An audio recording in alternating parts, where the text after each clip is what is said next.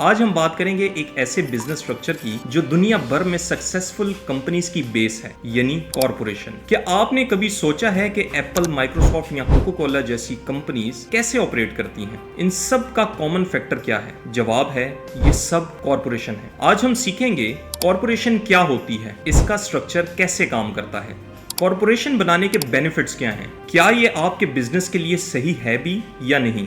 तो चलें बिना टाइम वेस्ट किए शुरू करते हैं। मैं हूं आपका होस्ट, एंटरप्रेन्योर और बिजनेस कंसल्टेंट हामिद हनीफ। तो पॉइंट नंबर 1, कॉर्पोरेशन क्या है? कॉर्पोरेशन एक लीगल बिजनेस एंटिटी है जो गवर्नमेंट के थ्रू रजिस्टर होती है। इसकी अपनी एक सेपरेट एग्जिस्टेंस होती है, मतलब कॉर्पोरेशन की अपनी आइडेंटिटी, बैंक अकाउंट और एसेट्स होते हैं जो ऑनर्स या शेयर होल्डर से अलग होते हैं। इसके की फीचर्स की बात करें तो जैसे मैंने पहले कहा, ये एक सेपरेट लीगल एंटिटी है, मतलब कॉर्पोरेशन अपने नाम से कॉन्ट्रैक्ट कर सकती है, प्रॉपर्टी ओन कर सकती है और कोर्ट केसेस फाइल कर सकती है। इसके बाद आ जाता है लिमिटेड लायबिलिटी। अगर कंपनी लॉस में भी चली जाए तो शेयर होल्डर्स के पर्सनल एसेट्स सेफ रहते हैं। Last but not the least, ownership through shares. Company के शेयर्स इन्वेस्टर्स को बेचे जा सकते हैं to raise the funds. Point number 2, corporation का स्ट्रक्चर वर्क कैसे करता है, लेकिन इसको समझने के लिए हमें ये टर्म्स याद रखने होंगे। Share holders, board of directors, officers की बात की जाए तो सीईओज,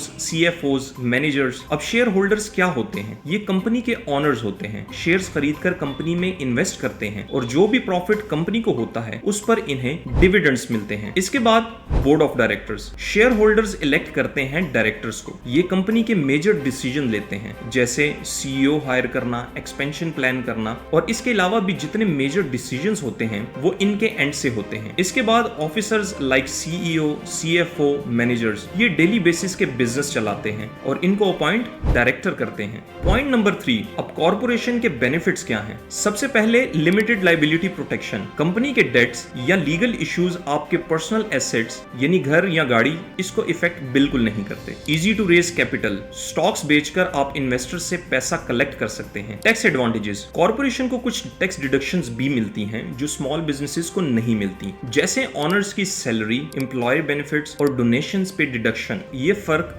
बिजनेस स्ट्रक्चर्स की वजह से होता है। परपेचुअल एग्जिस्टेंस का मतलब है कि कंपनी ऑनर की डेथ या एग्जिट के बाद भी कंपनी चलती रहती है। कॉर्पोरेशन एक लीगल एंटिटी है जो ऑनर से अलग होती है, इसलिए वो तब तक काम करती है जब तक उसे ऑफिशियली बंद ना कर दिया जाए। पॉइंट नंबर 4, क्या कॉर्पोरेशन आपके लिए सही है?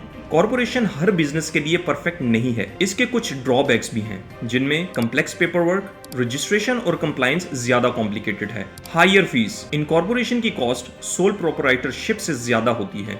Double taxation for C corp, profits पर कंपनी और शेयर होल्डर्स दोनों को टैक्स देना पड़ता है। इसीलिए अगर आपका बिजनेस ग्रोइंग है और आप इन्वेस्टर्स अट्रैक्ट करना चाहते हैं तो कॉर्पोरेशन आपके लिए बेस्ट हो सकती है। दोस्तों, कॉर्पोरेशन एक पावरफुल बिजनेस स्ट्रक्चर है जो आपको लीगल प्रोटेक्शन, टैक्स बेनिफिट्स और ग्रोथ अपॉर्चुनिटीज देता है, लेकिन इसमें कॉम्प्लेक्सिटी भी है, तो कंसल्ट जरूर करें। मैं हर वीडियो में आपको यही ऑनेस्ट ओपिनियन देता हूं। जब भी आप इन लीगल मैटर्स की तरफ जाएं तो किसी ट्रस्टवर्दी सर्विस प्रोवाइडिंग कंपनी को ही कांटेक्ट करें। किसी भी सोशल मीडिया इंडिविजुअल से आप कोई भी इस तरह की सर्विस ना लें। अपना बहुत ख्याल रखिएगा। आज की वीडियो का इसी पे इख्तिताम करते हैं और लाइक करें अगर आपको ये वीडियो हेल्पफुल लगी। सब्सक्राइब करें ताकि बिजनेस रिलेटेड गाइड्स आप तक बर वक्त पहुंचते रहें। कमेंट करें अगर आप कॉर्पोरेशन के बारे में कुछ और भी जानना चाहते हैं। Thank you and take care.